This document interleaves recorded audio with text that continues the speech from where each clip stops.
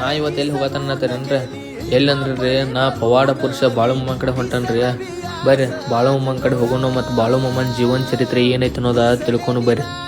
ಹೇಳ್ಬೇಕಂದ್ರಿ ಬಾಳುಮಮ್ಮ 1892 October 3ರಂದ Belagavi ಜಿಲ್ಲೆ ನಿಪ್ಪಾಣಿ ತಾಲೂಕ ಅಕ್ಕೋಳದ ಜನಿಸ್ತಾರೆ. ಬಾಳುಮಮ್ಮ ಹುಟ್ಟಿ ಬೆಳೆದಿದ್ದೆಲ್ಲ ಕರ್ನಾಟಕದಾಗ ಆದ್ರೂ ರೀ ಅವ್ರಿಗೆ ಬಾಳುಮಮ್ಮ ಅವ್ರಿಗೆ ಕನ್ನಡ ಮತ್ತು ಮರಾಠಿ ಎರಡೂ ಲ್ಯಾಂಗ್ವೇಜ್ಗಳು ಬರ್ತಿದ್ರಿ. ಮತ್ತು ಬಾಳುಮಮ್ಮ ಅಂದ್ರನ ಒಂದು ದೊಡ್ಡ ನಂಬಿಕೆ ರೀ. ಇಲ್ಲಿ ಸಾವಿರಾರು ಜನ ಭಕ್ತಾದಿಗಳು ಬಂದು ದಿನ ಭೇಟಿ ನೀಡಿ ಹೋಗ್ತಾರ್ರಿ.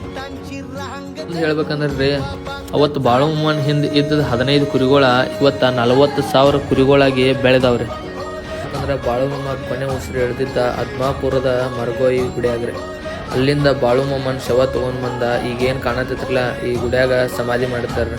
ಆ ಸಮಾಧಿನ ಇಷ್ಟು ದೊಡ್ಡ ಗುಡಿಯಾಗಿ ಕಟ್ಟಿ ಇವತ್ತಿಲ್ಲಿ ಸಾವಿರಾರು ಜನರು ಬಂದ ಭೇಟಿ ನೀಡುತ್ತಾರ್ರಿ.